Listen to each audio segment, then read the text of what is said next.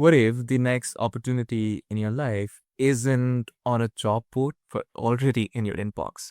And what if I tell you the people who once sat beside you in your classroom or beside your desk, are the ones or or the very ones who could help you shift careers, pay off debt faster, feel less alone, or step into leadership?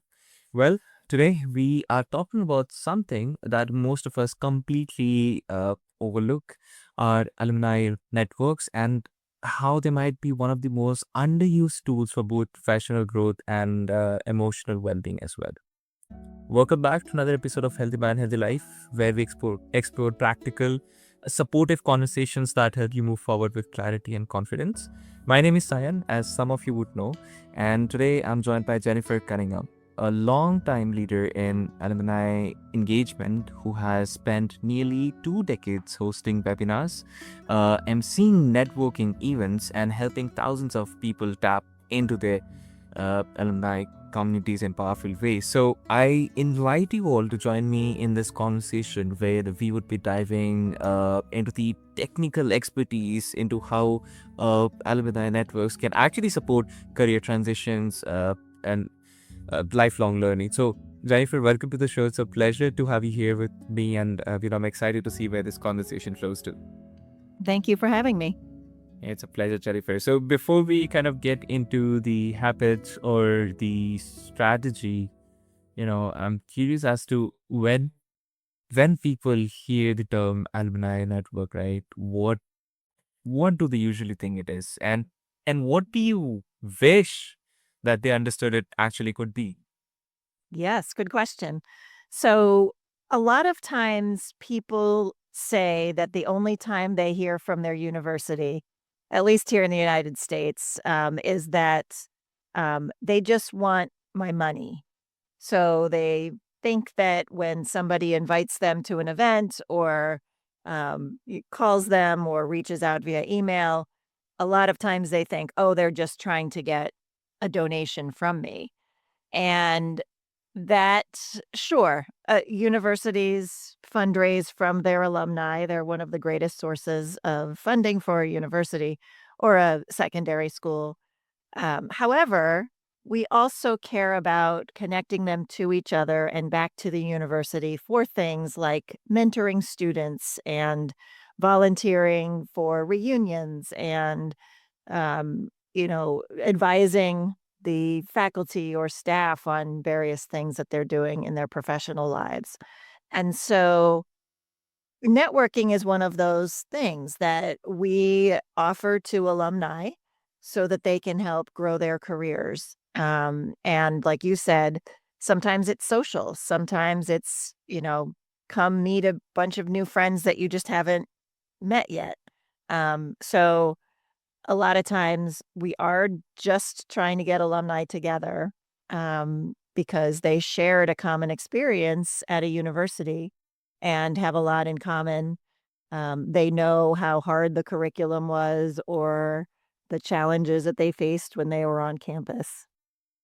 Yeah, and like you said, let's start with this common belief that you already spoke about, is that alumni networks are just for fundraising or or the occasional reunion invite, right? So, what's the biggest misconception here really that people have about, alumni communities in general? Mhm. That they really are just for fun. Sure, they're fun, and, even a career networking event can be fun, but they really are a way to extend the value of your degree.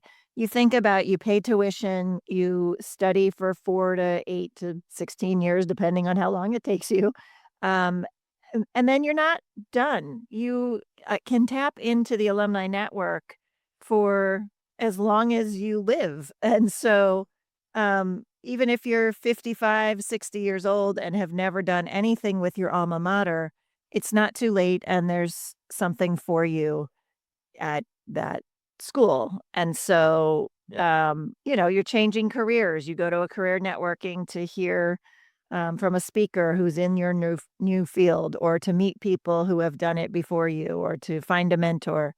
So once you earn that degree, it is your right to keep tapping into that university's resources.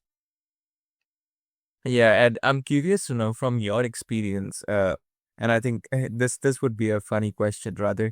So has it ever happened, Jennifer, that somebody who, even unsubscribed from the mail or, ignored those emails for years, has it been a time or, some instances that you could recall that, they decide to re-engage somehow? I mean, was it awkward or, is it more welcoming that you would expect?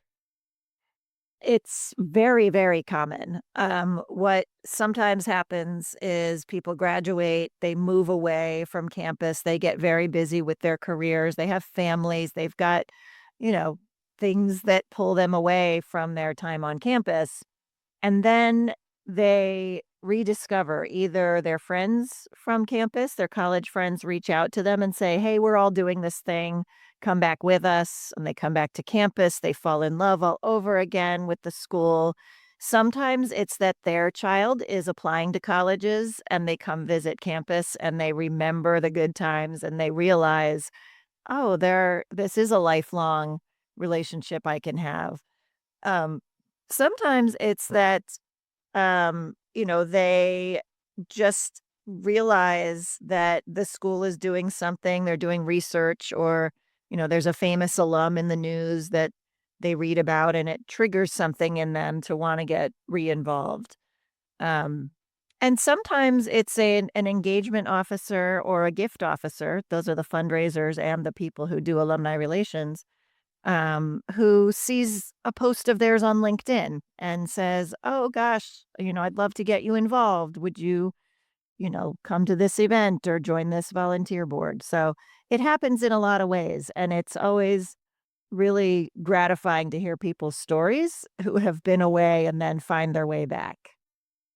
Oh, that's really, I would say, a broad range of stories that you already shared, Jennifer. So, I'm curious as to why do you think? I mean, what is the main reason for so many adults, you know, sort of trying to, not, I mean, ignoring the networking events for so long, and then suddenly, like you said, a common instance would be, they regroup with their friends. But the real question is, I mean, why do so many adults, especially during career stress or life transitions, forget that these networks, they exist? And I mean, Yeah. is it pride or is it overwhelm, not knowing how to ask for help? What is it exactly? I think it's not top of mind, or if they don't live in the same town that the university is in, they think, well, I went to school in Boston and now I live in Oklahoma City. And so what It's could not there worth it. possibly be? Right. It's 2,000 miles away. And they just don't even think about it. And, again, they have some of their own networks. So if you're, say, you work in finance, you have finance networking events, and you have your employer might be sending you to conferences. And so they think that's my network. That's what I need. They just kind of don't know what the university offers. So it's really a lack of education, I think. And in fact, I just wrote a book about this, a mini book, that gives people examples of the kinds of things that they can do with their university. It's called Get Give Back and Get Ahead. So, No, yeah, that's I love that, and that's true. In the context of life as well, and that reframing, I would say, it feels important. Because I think instead of I need a favor, it becomes, I'm reconnecting with people who walked a similar path, back to so many years back. I mean, so for someone who is listening to this and in the same spot, maybe they're struggling. In the sense they're maybe chasing careers or paying off loans, right? How does leveraging this alumni network practically show up, for them? What are they actually doing differently? sure. So the first thing is to get on your school's website and look for alumni. Almost every school, at least here in the United States, has a section for alumni that tells them how to get involved. A lot of them ask you to update your contact information because that's the main email is the main way that we communicate. Um, and a lot of them now have mentoring platforms that you can sign up for. So even again, if you live 2,000 miles from campus or you live in the middle of Alaska, then you can still network with people online through the university. Different schools, depending on how they are resourced and how they manage their alumni networks, offer different um, activities for people. So some do everything from reunion to affinity gatherings to these online networks to getting people together to go to a sports game in that city. Um, Whereas others do just a reunion, for example. So really just go to your school's website, and um, that's grad school and undergrad and associate degrees. Yeah. Yeah, I think right. It's not about pitching yourself, but I mean, fundamentally, right, it comes to this, Jennifer, right? I mean, so if somebody in that scenario lives, I mean, 2,000 miles away from where their campus is, right? So it all comes down to the thought or the question that why should someone, get involved in that event, right? So what is that that you actually want to share with them tonight? uh Yep. you know let's say if somebody reaches out to you, but tells you exactly this, that what's in there for me. Yeah. What is that you would say? Yeah, the what's in it for me. So yes, it's giving back sometimes if you're volunteering. There's boards you can sit on and events you can host, and again, students you can mentor. And inherent in volunteering is you get something back as well. I don't know a single person who's volunteered who says, I didn't also learn something. And so, for example, if you um, get involved with your local regional club for your university, you might be learning new skills like how to plan an event or how to interview somebody for a podcast or whatever the thing is that you're being asked to do. You are learning new skills as a volunteer. Plus, you're meeting people. Who you might not have ever had reason to be in a room with, and that's not just people with diverse thought and age and all of that, but also sometimes some famous people who could help you get ahead, Yeah. or who could give you a That's quite normal, I would say. yeah, yeah, every university and school has people that, are in the news and come back and give speeches and are otherwise involved, and so, you have a chance to get to know them, which is motivating for some people. Um, so that's the volunteering part. For going to events, networking events is a whole 'nother topic of conversation of how you, quote, "work a room," how you make the most of a room full of people who are all there to meet each other and help each other. And so, going to an event can you can meet all kinds of people, you can help other people, you can make new friends. I know plenty of couples who met, their spouse or their significant others at alumni events because there's just this thing that you have in common, when you went off to school as a young person, usually not, not every student is a young person, but especially if you go as a young person and your brain is still forming and you're figuring out who you are, Right, right. the people who you were with and who knew you then, even if you weren't the best of friends, they knew you then. And there's something special to that and to reconnecting with them. Yeah, yeah. I mean, personally, I've heard a lot of those stories, and so I think I could totally relate to what you're saying, Jennifer. But yeah, I think it's a very healthy perspective to think about. You should not think about what's in there for me. But I think the shift was really from there to how can I stay connected to something bigger than myself, right? But I think again, if you ask me, Jennifer, the same question, I think it that boils down to the attitude that the individual has, right? Yeah. I mean, it boils down to curiosity. right? I mean, why should someone do it? Because, like you said, there's so much to learn from. Mhm.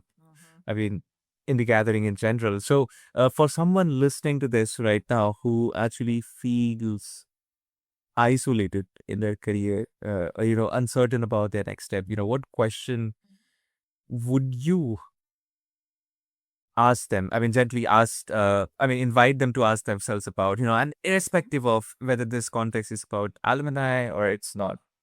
Mhm. Yeah, so just start talking to people. And in person is really valuable right now. People are craving that kind of connection. And so anybody else who shows up at an in person event, also wants to meet people. So there is a lot of anxiety that people have walking into a room with people they don't know, especially if you're an introvert. But rest assured that everyone else there is there because they want to be. It's not a corporate gathering where your boss says you have to be there and then there's awkward small talk, but these are people who also want to meet each other. And so there are strategies for conquering that room, if you will, in a way that works for you. And one of the things I tell people to do is if there is a see who's coming list for an event, to look at who's coming and if there's, job titles or anything, any information about them, do a little research and find out who are the people that I really want to talk to at this event for whatever reason. And then when you get there, try to find them and say, oh, I see that you work at wherever, Intel. I've been thinking about switching careers. Can I call you and talk about this? Um, the big piece of advice I would say to not do is to go with your resume and just keep asking people for jobs. It's really you're curious. I think you mentioned the word curious, is a great one because you really are trying to learn about other people and how you can help them and how they can help you. And it's a network, not a hierarchy. And so, how do you fit into this network? And I would say just keep showing up and you'll start seeing some of the same people and start making some connections.